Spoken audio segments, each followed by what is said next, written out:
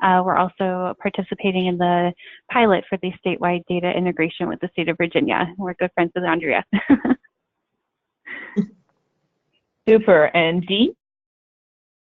Yeah, hi, this is Dee Norton with The Road Home. We operate the largest homeless shelter in the state of Utah and provide the largest number of homeless services to people experiencing homelessness in the state of Utah as well. I oversee our IT department as well as our data implementation and analysis processes. Okay, thanks. And we have a mysterious caller number 7. I'm not sure who that is, but I guess if caller number 7 knows who they are, they can introduce themselves. Otherwise, I think the next person is Denise Goshton. Hi, this is Denise Goshton. I'm from Prince George's County as one of the HMIS system administrators. Thanks. And then it looks like we have Margot and another Andrea. I'm not sure why. This is Margot Ackerman. I'm in Richmond, Virginia, and I'm not really sure why whenever I dial in, it says Margot and Andrea. That's Andrea Ucrop that is also on the call, but not me and everything. And I work for Homeward, and we're the HMIS and CoC lead in Richmond, and we support HMIS for 4 continuums of care. Super. Thank you. Melissa? Yeah, I'm Melissa Wall, and I'm the project manager for the Indiana Data Integration Project. Great, thank you. And then it looks like we have Tim, but it looks like Tim may be muted here, so I'm not sure. Hi. Tim, if you can, oh, you're not muted, great. My name is Tim Huffman, and I'm a professor at St. Louis University, but I work with St. Louis's Regional Commission as the head of their data committee. Okay, wonderful. Anybody else on the call that we missed? Super. Okay, well, let's dive in then. So my computer, oh, here we go. My computer was a bit stalled there. But what we've been doing lately on our calls is each month introducing a new research snapshot. So what I thought we'd do this week, just briefly, is point out the new 2019 County Health Rankings report that just came out, which has some really great statistics and findings by county. And also some, this last point here is a bit of good news. So the percentage of housing cost burden or severely housing cost burden homeowners has actually decreased over the past decade. So it's nice to get positive data trends that way. And then if you look as well, the first 3 bullet points just give you a bit of a overview of what's going on around the nation. So 11% of households are spending more than half their income on housing, which means they're severely housing cost burdened. This is higher among renters than owners. 1/4 of Black households spend more than half their income on housing, and 1/4 of renters spend more than half their income on housing. So we provided the link below for the full report here, but there's also, I have a few more slides of interesting graphics here. So this map shows the US, and the darker blue is the more severely house burdened. So you can see the higher urban areas on the West Coast, as well as the New York City area, down in the Miami area, but it's just a nice way of looking at the whole country and kind of seeing where the highest cost burden is. And then the next slide here shows you that for every 10% increase in severely cost burdened households, it's linked to 29,000 more children in poverty, 86,000 more people who are food insecure, and 84,000 more people in fair or poor health. So it really just does show the dramatic impact of even a 1 percentage point change in the number of people who are severely house burdened. So we encourage you to go to the County Health Ranking site and check out the new report and look up your county and see what the findings are for 2019. So now I'm going to turn things over. Sorry, go ahead. I also noticed this year that I think it's for the first time the worst case housing, which I know we've talked about on this call, which many of us are familiar with, the worst case housing report is actually taking a deeper look at 25 metropolitan areas, which feels really helpful because obviously a lot of this stuff is so regional in terms of what communities are experiencing and the degree to which they have severely rent burdened families and households in their community. So feels like another, that resource feels like it's getting more useful as well for us in terms of understanding what community context. So. Super. Well, thank you, Sarah, for that add-on point. And I think I'll turn the screen over to you now to dive into your presentation, and I'll change you to the presenter here. Okay, so you should be the presenter, Sarah. So I think you'll be able to view your screen now. Do I have to do oh wait, did I just say share my screen? Okay. Yes, I believe it'll just prompt you. Okay. All right. Now it says review on your screen. Super. All right. So I thought it might be cool to talk about Stella, and I'm just wondering, has word got out about Stella, and does anyone on the phone know what that means? It went around quite a bit at the NHSCC conference. Yes. Last Yes. Yeah. So some of you have seen it. Then heard of it. I like... wasn't able to go to the sessions where they were talking about it, but it was certainly the buzzword. Okay, good. Well, that's good that you didn't go to the session. So I thought, since that's going to be released soon, so Stella is this tool that HUD has been working on now for a little while now, and it originally was just sort of, it was going to be a modeling tool, and Norm had a vision for wanting CoCs to be able to come to a website, sort of like Tax Act, right, where you kind of put in different data points, and you could make different assumptions about the changes that you want to see in your community, and then you'd be able to model different case scenarios for what your ideal optimized system would look like in order to meet the needs of your community. And it would walk you through a set of decisions that you can make about, you know, how you can make tweaks or improve performance in certain areas, and if you did that, how you'd be able to maximize essentially and amplify your system resources to be able to better respond to need. And so, but then as that modeling tool was being developed in the software, which actually that part of the tool is still being developed because it's so complex, but during that process, it was realized that, wow, we also have an opportunity with the LSA data that CoCs are, you know, banging their heads against the wall about now. The light at the end of the tunnel about the LSA data is that it can actually fuel other things like online dashboards and visualizations for CoCs. So that tool's been under development for a really long time, and it's going to be released June. I believe the target date is June 5th, which is right around the corner. So I thought I could give y'all a sneak preview of the tool, which will sort of, I think, generate a lot of questions, and it'll get you thinking about what questions you might want to ask HUD when they roll it out, because Norm is going to be doing introductory, I think, during the quarterly calls and maybe a couple of other venues to roll this out. He'll be doing calls with CoCs. So it'll give you a sneak preview so you can get ahead of that and think about, you know, additional questions that you have, or you know, next steps in terms of using this with your own community. So this is like the official line on Stella. And so Kate or Rachel, do you see the slide called Introducing Stella? You can see that on your screen? Yeah. We can No, see it, Sarah. I just see your slide here. So. Okay, yeah. If you see the slide though, it's called Introducing Stella. Yes.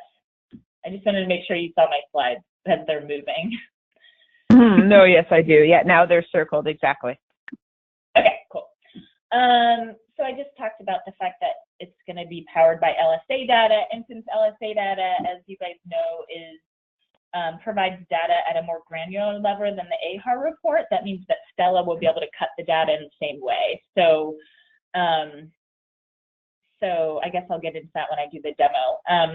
But the other key thing is I think that these type of visualizations are going to complement the dashboards that some of you are implementing now, because there are certainly differences between what the LSA data can tell us and what the system performance data can tell us, and data that we get directly from HMIS. So some of the differences are that, like, the measures are, some of the measures are calculated a little bit differently, but I think the biggest difference is that the LSA looks at households going through the system, whereas the SPM report is really based on people served. And the reason that HUD did that is they really wanted to provide sort of a tool that would be more appropriate for system planning, given that a lot of the decisions that communities are making and that Congress is funding and that HUD is deciding on are really targeted to households specifically and specific population groups within households. So that's sort of the major difference, but I do see it being a complementary tool to the dashboards that you all are implementing, because your dashboards go a little bit deeper. Stella and the LSA are not looking at specific projects or people, or specific people client level records, obviously, but more looking at project types, pathways, and households. And so I'll get into that a little bit when I just show you the demo.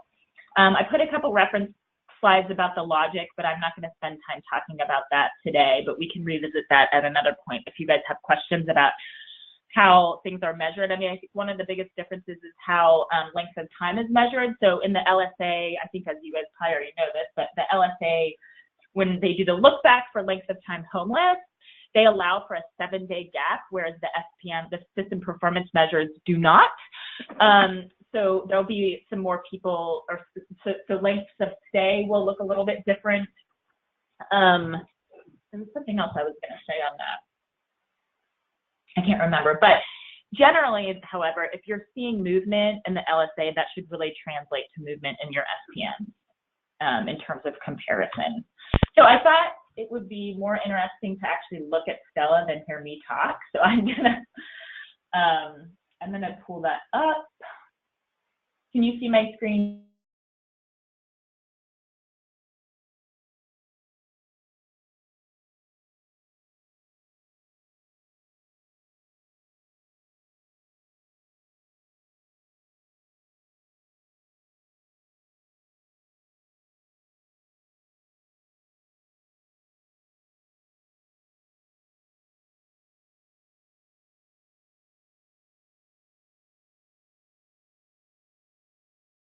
Looks at system performance overall for days homeless, exits to permanent destinations, and then returns after exits to permanent destinations within the first 6 months of exiting. And then it starts to really break performance down by household type for the 3 measures, so that you can look at the 3 measures together, which is important because obviously we never want to be looking at like one measure in isolation to understand how we're performing for different household types, but we can start to look at comparisons across household types for those 3 core measures. And then for each of the main performance measures, days homeless, exits, and returns, it does a few things. It provides an overview. Each of these provides a specific it digs a little bit deeper into household data. So for example, for days homeless, we can look at the distribution of days for different household types. But what each of the measures does is it allows you to look at the data by pathway, by household, and by population group. And so I'll show you a little bit about what that looks like. HUD is really trying to introduce this concept of pathway, which I know many of you have already been thinking about. But really, a pathway is the combination of project types that a household is served by before exiting the system. And so households, often use any combination of services while they're in the system, not in a certain order. So like this chart, when we look at pathways, makes it look like, a client would actually use these projects in a sequential order, but all of us know that that is very much not the case. It's really just intended to tell us for each performance measure and household type to see how households move through the system and the combination of projects that result in a specific outcome. And so for all of the measures, we'll look at days homeless here, but for days homeless, we can look at you can filter by household type. So let's go, because these are the 3 main household types: adult only, adult child, and child only. But then within adult only, we can dig deeper into veterans, youth, 18 to 24, and then adults over the age of 25, or sorry, 25 or older. So if we look by, let's go to adult and child households, let's say. And so what this does is it'll give you the average days homeless, and then for each pathway, so for example, in this top pathway, we see that 212 households during the report period, or 28% of households, only used emergency shelter, and they had an average length of stay for 35 days. And we see down here that for this pathway, let's say one household or 1% of the people that were served in the system during the report period had an average length of stay of 668 days, and they went to emergency shelter for 28 days, and then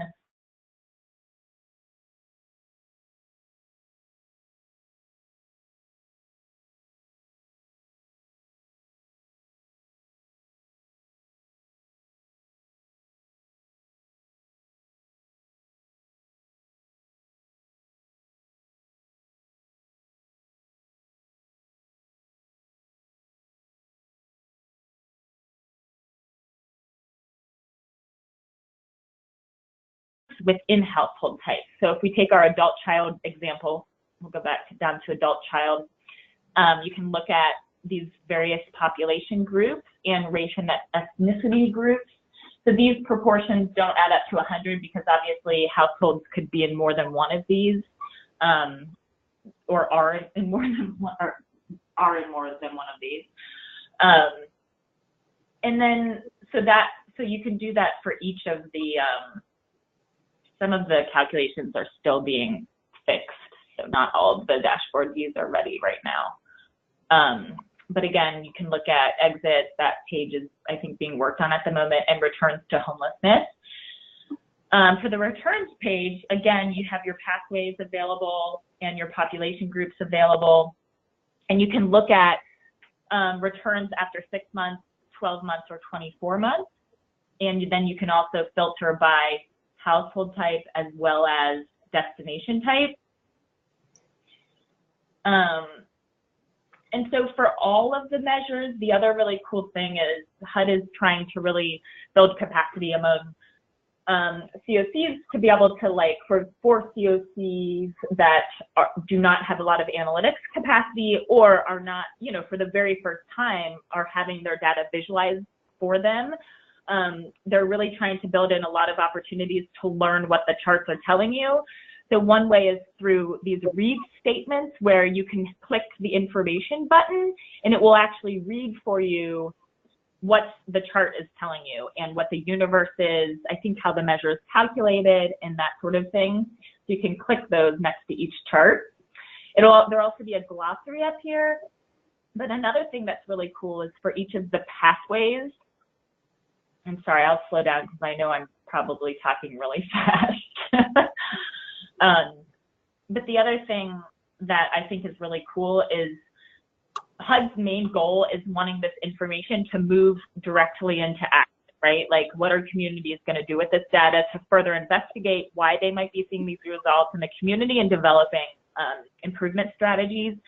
And so for each of the pathway measures, you can click on the light bulb and it's going to give you some system insights. And so if we look at this days homeless insight, what this essentially does is it gives you an impact score, which is essentially a calculation that looks at average days homeless for each pathway, plus the number of households that are using that pathway. And it calculates an impact score to tell you which pathways have the greatest impact on the system's overall days homeless for that particular household type. So if we scroll down, you would be able to look for, if we stick with the adult and child household example, like we can see down here, and it's very hard for you guys to see, I'm sure, but you'll have an opportunity soon enough to do this with your own data. This is just a sample data set right now. But it tells us that the emergency shelter rapid rehousing pathway has the greatest impact. And so you can go back and look at that pathway to sort of ask questions. And it's really because, look, it's got the greatest proportion of, or one of it, it's looking at the proportion of people using the pathway paired with the average days. And so that just leads to additional questions about what's going on there and if there's ways that you could make tweaks to, for example, get some of these length of stay and shelter days down, or speed up the process for getting into rapid rehousing. That actually looks like a mistake because it says, oh wait, prior housing movement date. Okay. And so obviously it's a way to focus communities' attention to certain areas of performance for pathways to investigate further. And the intent here is that, like, looking at any one project type just doesn't tell you the full story of what's going on. Like, for example, you know, you can have transitional housing projects that's like, you know, really killing it on the length of stay and homeless, and maybe has reduced their numbers, but they might actually have an enrollment policy that says you have to be sober for 90 days before you get in. And that's not something that you would pick up if you were looking at just project type data. So it's really starting to like socialize communities to looking at the combination of projects that people use and the outcomes of those pathways. And then the last thing, you can see demographic information then to get clues about you know, the people that are served in those project types. There's a lot of really cool demographic information that you can get, and you can get information on how people are engaging with the system, who's first-time homeless, who's returning from permanent destinations, etc. The last thing I just wanted to show is the system map, which puts all the pathway data. This kind of blows my mind, and like it took me like the last month of getting used to reading it, so I'm sure communities are really going to struggle with this. But again, you could go down and look at that single pathway that we just talked about, and the idea is to see all of the performance measures together to understand more holistically how the different pathways are performing, in order to like inform what questions, you know, you want to go back to the community with, or dig deeper in your own local data to figure out the answers to some of your analysis questions. So I'm going to stop there because I know I did a lot of talking. So I just wanted to kind of get people's reactions and just see if you guys have any questions about anything specific. So this is Denise Gostian. I was wondering, are you going to provide these slides and the information that you pointed out that we couldn't see after the meeting, maybe email it to us? Absolutely. Yeah, okay. Absolutely. And there's a bunch of tools and products that are being developed as well. Another good resource is HUD put out a brief actually on the difference between system performance measures and LSA reporting, just as a basis for the development of this, which I can also send around. Okay, thank you. Yep. Any other questions or reactions?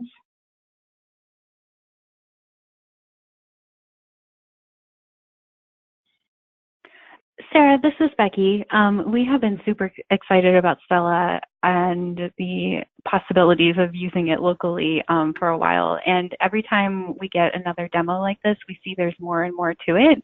And it's pretty incredible what the depth that this tool is going to have for us. I was wondering if you knew, I think at NHSDC, the plan at that time was to provide Stella for the submitted data for the LSA, like the official submission. Do you know if there's going to be an opportunity for us to run our own local use ones and then be able to see it visualized through Stella on different time frames? You mean, yeah, so this is like a question that people keep asking, and I hear it sort of answered in a little bit different ways. No, I mean, we even had a CA provider call about this, and because I originally had assumed that, you know, when the official, because I do know that as soon as the official submission happens, then it will automatically be able to populate Stella, even during like the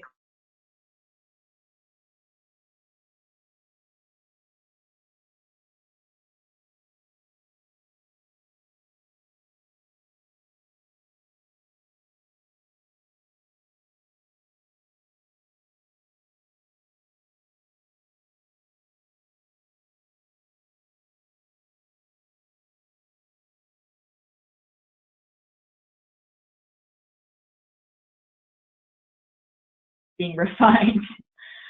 But I think the idea is that CoCs should be able to upload those specs whenever they'd like to be able to populate Stella.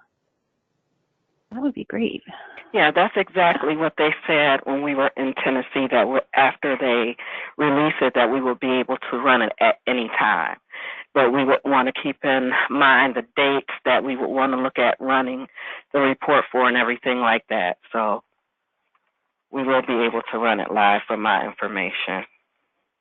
Okay, cool. Any other questions or comments? Okay. So that was a little bit of divergence from what we were originally going to talk about, but I thought you guys would probably want to see that rather than listening to me talk. So I'm going to do a truncated version of what we were going to talk about, because I'm really excited to hear and to do this sort of discussion with Becky, who's going to bring a lot of these concepts to life a little bit based on Virginia's experience with doing some performance management. And I'm going to talk a little bit about, oops, that's not what I want. Sorry. I'm going to talk about this performance management roadmap. And it's only a few slides, but it's really this concept of, like, I know performance management, I don't know if that's the right term, because it does sound very dry and business-like and boring, but it's really about becoming more performance-driven and paying attention to outcomes and the impacts of our interventions, and then using that information to kind of continuously improve. And I think it's also really thinking about how we can reframe this sort of concept of performance and monitoring performance, because I think partly when I've worked with communities who've gotten stuck on doing this, it's because there's sort of a culture around performance that is more about, like, penalizing projects as opposed to kind of creating a learning culture where instead we're actually using performance as going on this kind of journey together about learning what works and what doesn't, and targeting capacity building things that don't work. And using it as an opportunity to expand things that are working really well, which doesn't mean that, like, some projects are going to lose their funding if they're continue to, like, you know, not improve or are not aligned with the standards that the CoC set out. But it's more kind of like, how can we set some shared goals and make that be a community-driven process, and then learn together about, like, the best way to achieve those goals. So for NHSCC, a few of us came together with, based on learning from communities, to look at these 8 steps, which I know that, like, none of this is earth-shattering, and I'm going to skip through some of it quickly. I think if people aren't doing these things, it's usually, if CoCs aren't, like, doing all of these things, it's usually because there are, like, 800 other things to be doing, and there's really intensive data reporting happening right now, which I am very, very aware of, or, like, there's pushback in the community and you're just kind of getting stuck. So I thought what would be awesome is just to sort of have a conversation about these and to think about how some of this has played out in your own communities.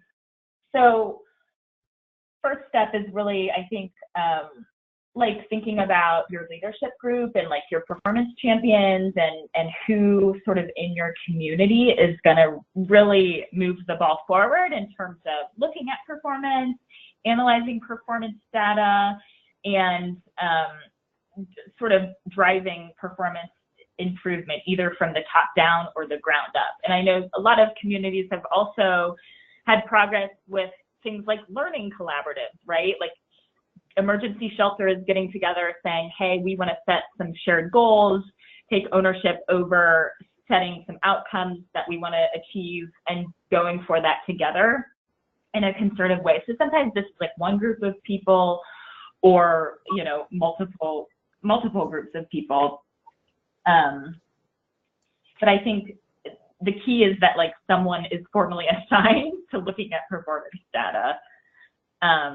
And so in your communities, do you guys have, like, a committee or someone who's in charge of kind of looking at performance data or designing improvement strategies, those kinds of things?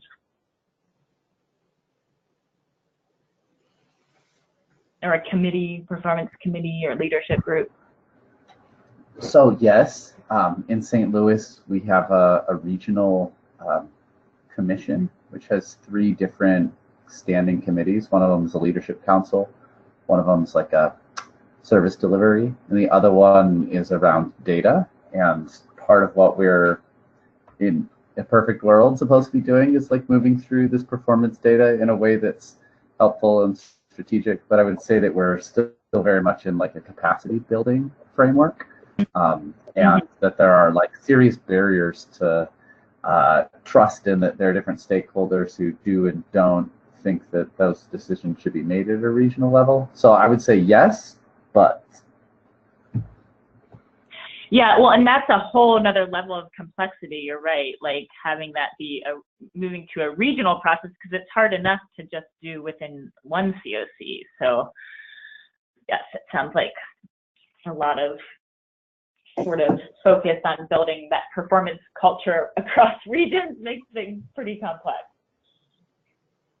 And so, Tim, can I ask, is that committee then, is there a committee that is sort of responsible for, like a specific part of that committee that's responsible for looking at the performance data and like setting targets? No, but there should or, be. No. Okay. Sarah, our ranking committee, besides looking at the performance data for ranking, they also make suggestions about what we should be looking at on a more regular basis. And then we have another group in Richmond that is intended to help identify when providers are having issues, which they might notice by looking at metrics, and then offering some technical assistance and support to them. And how often then does that group then, or like, does that same group look at these data more often? I mean, so that same group is not only doing the ranking, but are they also the ones that look at those other measures that they've recommended kind of looking at in a more regular way?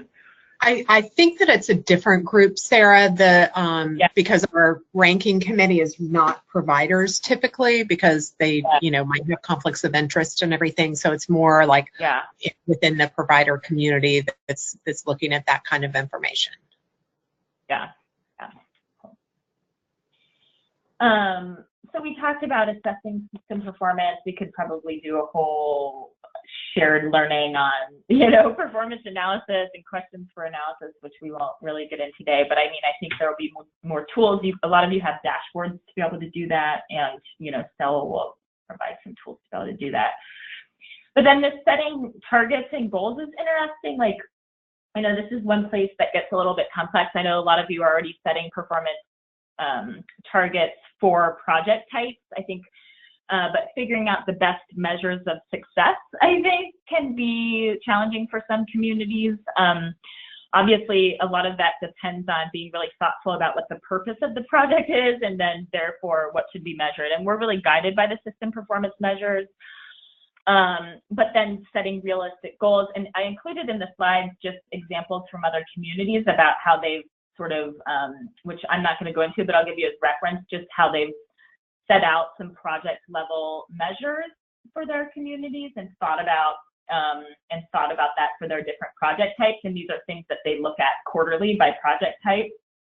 But another thing is then setting targets for all of those goals, right? And like, I don't know that it always just falls on one committee or one CoC lead to do that, but sometimes like the family system might take over wanting to look at a specific set of projects and setting some realistic benchmarks for the things that they want to achieve. I know some communities have, for example, had rapid rehousing collaboratives where rapid rehousing providers have come together and said, we really want to make more progress. We're going to come together and learn from each other's practices, set out some outcome targets, and kind of look at our data quarterly to see if we're getting to those goals.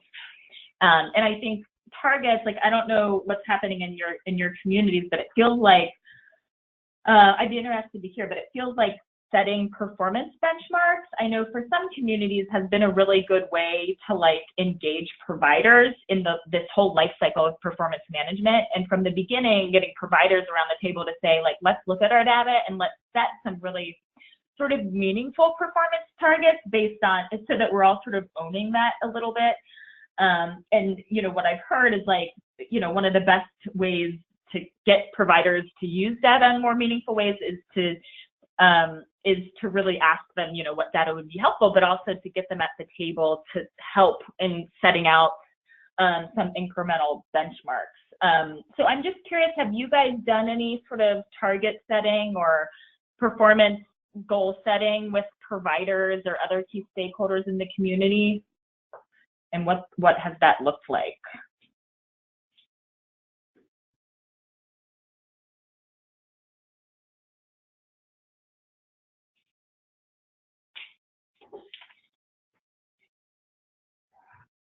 No.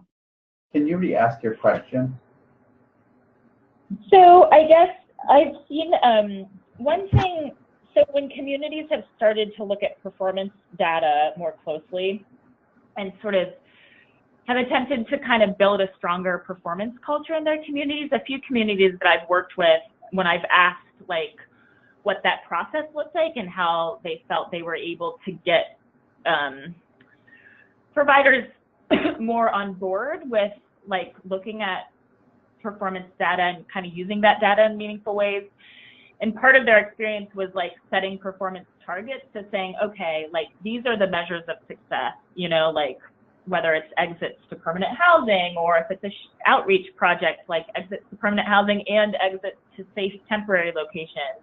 But like getting providers integrated into the conversation about like setting out performance targets. So these are the critical measures of success. And then these are sort of the goals that we want to hit, or the performance. And I'm just curious if you guys have had those conversations in your community with providers or other key stakeholders to do that.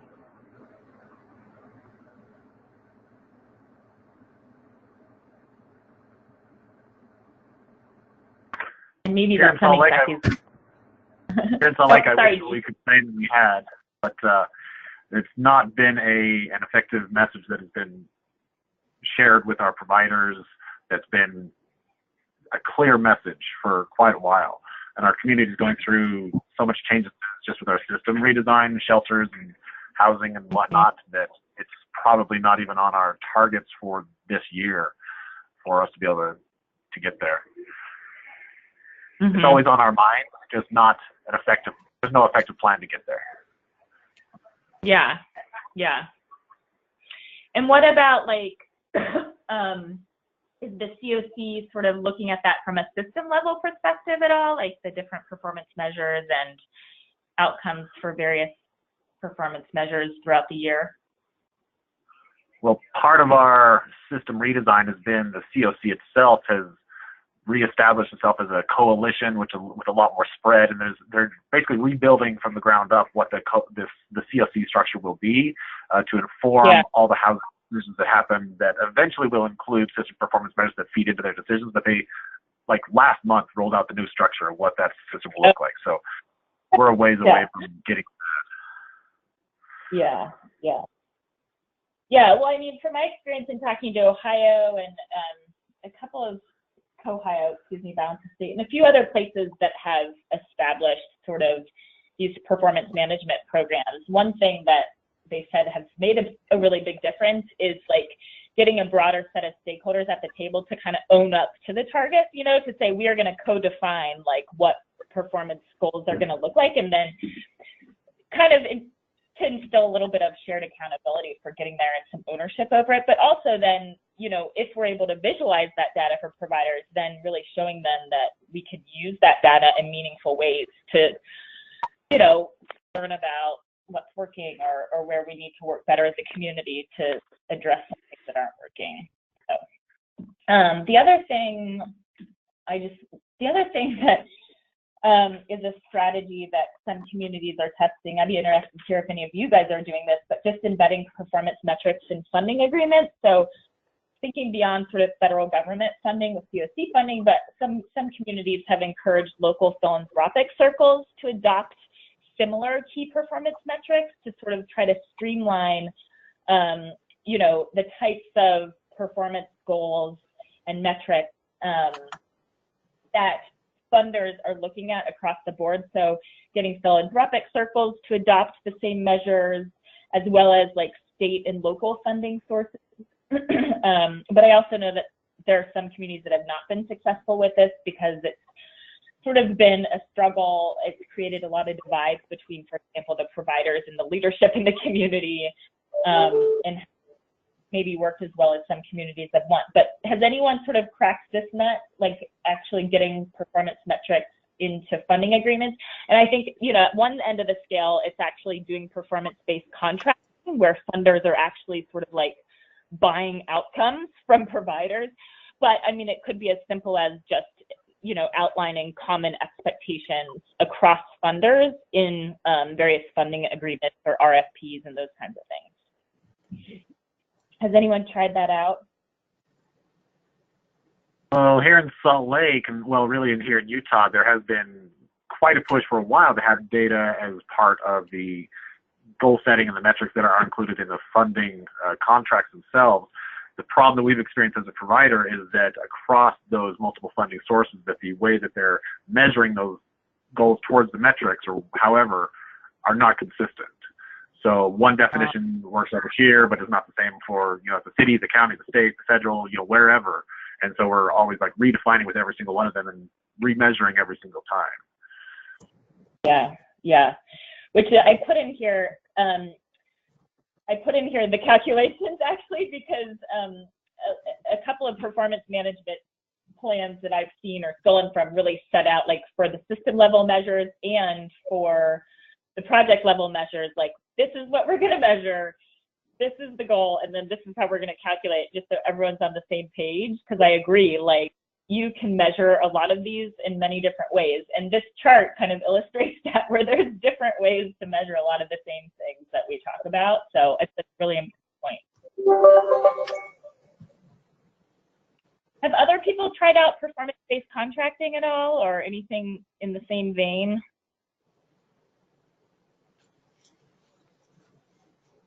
Okay.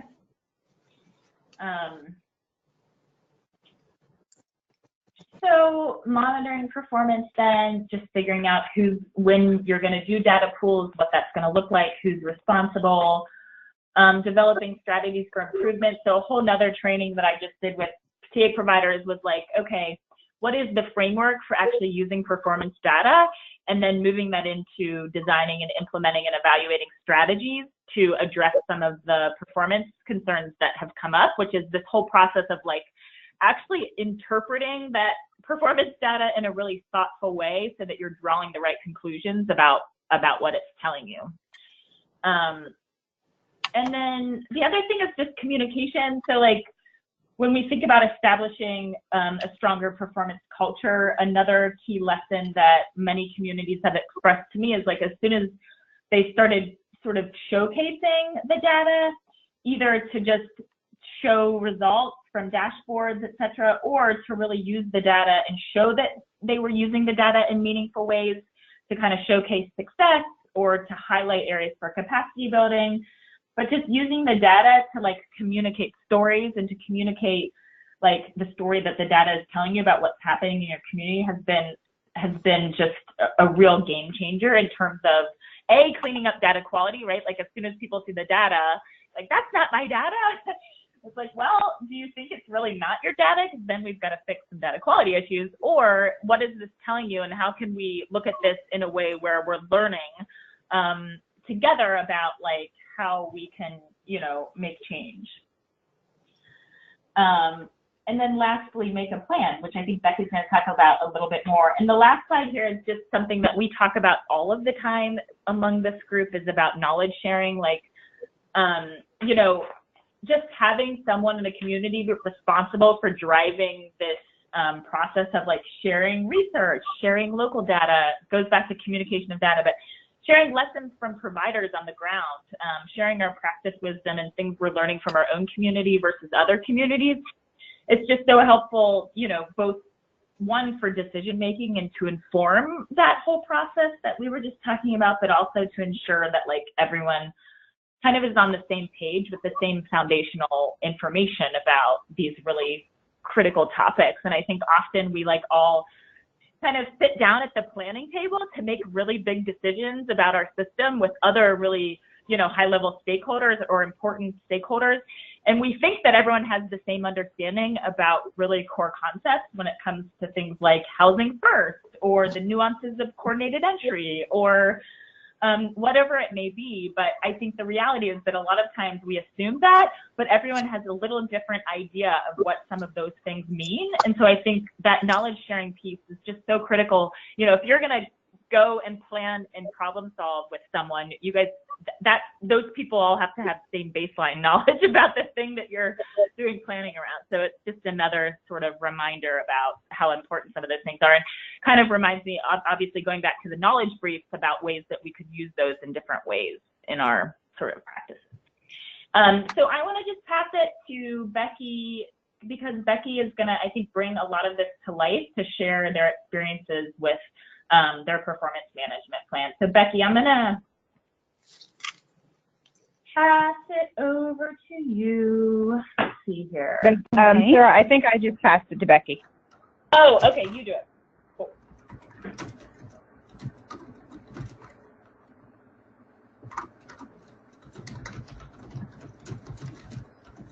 Great, we can see your screen now, Becky. We can see your screen, but we can't hear you. Yeah, you might be on mute. Let me look. For some reason, Becky, they've muted their microphone and can't be unmuted. Oh. Yeah, because I'm looking at Becky and she's not listed as muted. So. Cute. Here we go. Let's try this. There we go, Becky. Now I think it's good. Can you hear me now? Yes, you can. I feel like a cell phone commercial. Okay, great. Sorry about that. Is this call until 4? I want to make sure I don't hold everybody over. Yep, it's still 4. Okay, cool. So Sarah actually queued me up really great with the overview that she provided, so I won't have to go into great detail about some of this, but we've been really excited about the opportunity to use the template that Cloudburst had provided through this community of practice with our local communities. When we first submitted the system performance measures back in 2016, we knew that we needed to be taking a deeper look at those and try to figure out like which providers are doing well with those and which are maybe struggling a little bit. And every year it just felt like we said we were going to do it, and then it was time to submit the next year's SPMs again. And it's just like, where does the time go? Like Sarah was saying, if we're all so busy, there's constant report deadlines and constant demands to our attention. So when this template came available through the community of practice, we said, okay, now's our time. We're going to use this draft and we're going to take it to the community partners and really just dive into it. So we really see this as an iterative, collaborative process with our community partners. So we wanted to make sure that they felt that they had a voice and they were invested from the very beginning.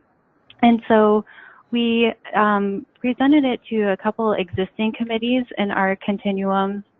We have a program monitoring committee that meets monthly, and they often are the ones that are receiving federal and state funding, and so they're trying to keep track of how everyone's doing performance-wise, and then when it comes time to submit those annual applications, they're doing some peer review and things like that before those applications are passed on to non-conflicted rankers, like Margot was talking about earlier. And then we also have our HMIS and data collection committee, who they have historically been focused more on like the quarterly trainings and things that we have to tell HUD, we're doing trainings on privacy and confidentiality and things like that. But they've really wanted to become more invested in the data and have a deeper understanding of how their day-to-day data entry does contribute to the system level performance that's being reported on behalf of the CoC. So we wanted to involve them in this process too.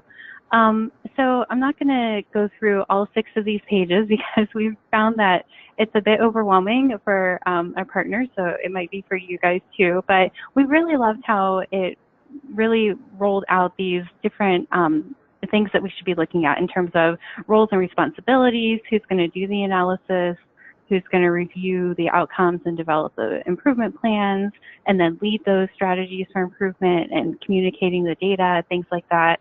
And it really helped us focus in on what do we want to measure? How do we want to measure it? How do we come to that common understanding? Like Sarah was just saying about if you're going to try to use data to make collective impact on a certain outcome, then you need to be having the same understanding, the same definitions, and really have a good grounding in what you're actually measuring, what you're talking about.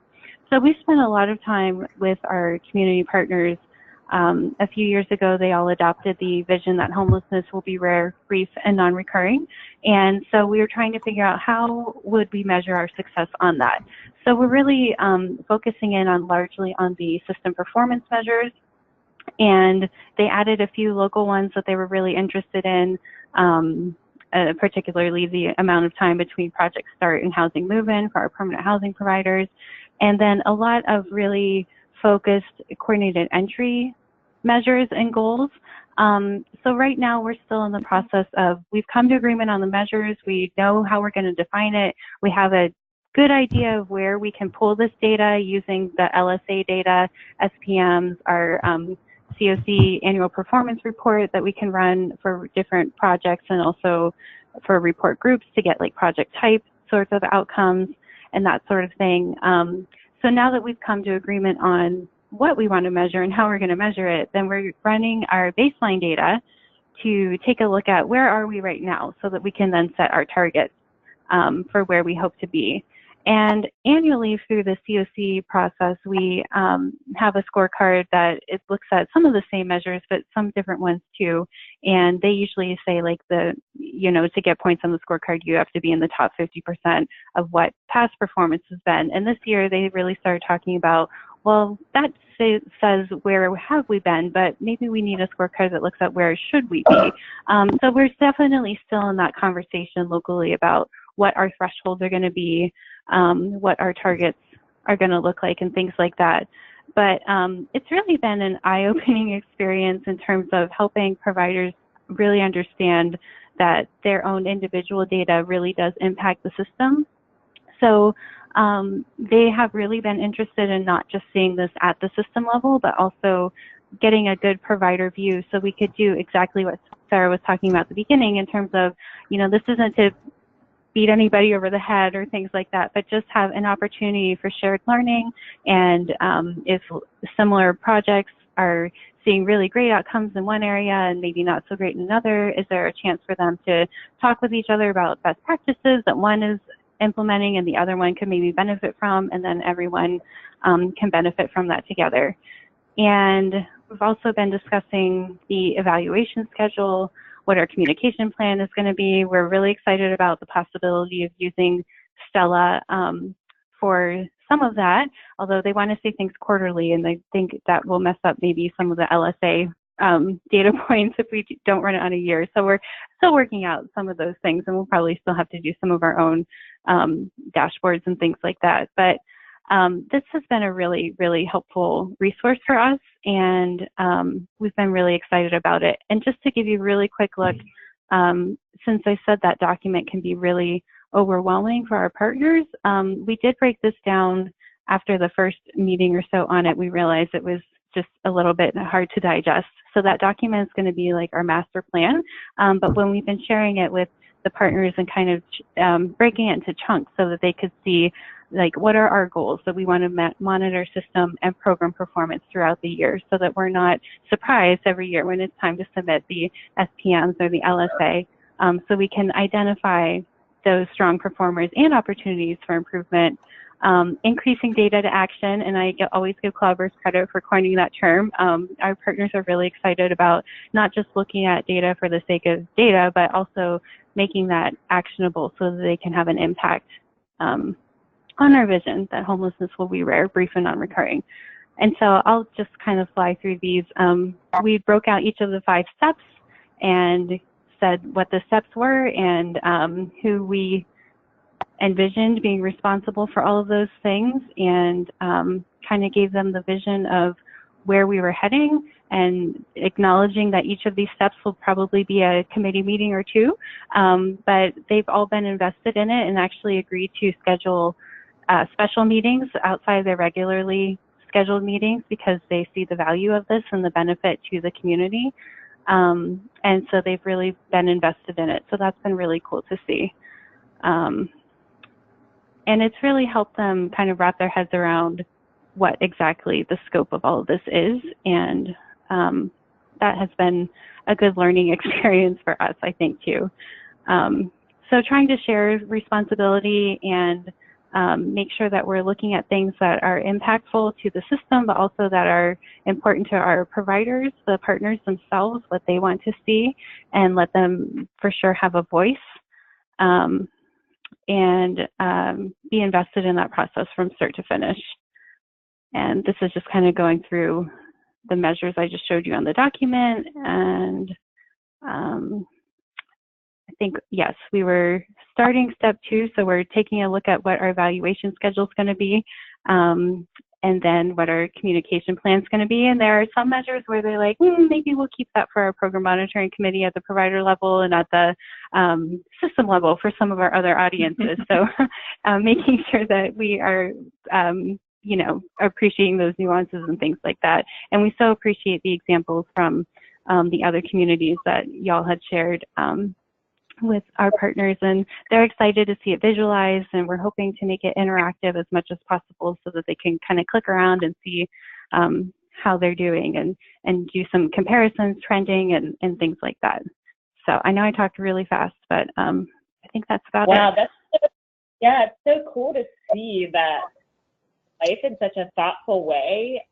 What has been the reaction by the providers around doing this? Yeah, it's been really positive so far. Like I said, I think they really appreciate having the voice and being invested in it from the ground up. And yeah, so they're excited to see where we go with this. That's really cool. Really cool. And will we be able to send all of those materials out to the folks on this call just as a reference? I think so. Yeah, we've presented them in like public meetings that everybody's invited to, so I think that should be fine. They're just very draft mode, so don't judge us if you see typos and stuff. Thank you so much, Becky. This is really fantastic to see it all laid out this way and practical, and I think it gives everyone an on-the-ground vision rather than, you know, sometimes some of the concepts that are more technical, and, you know, so this is really, really great. Yeah, absolutely. Thanks. I appreciate the opportunity to share. So it is now 4 o'clock. I'd love the chance to keep diving into Becky's stuff. We'll have to give her more chance maybe on another call to go into this in more detail, but we will be sharing all these slides. Just a quick note that our next call is going to be Wednesday, June 19th, and we are considering having an in-person meeting at NAEH in July.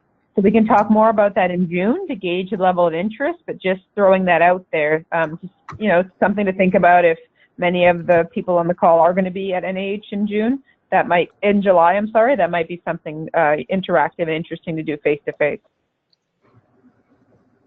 So thank you very much, everyone, for your participation, and until next month, we appreciate you participating in our community practice. Thank you very much. Thanks, Rachel.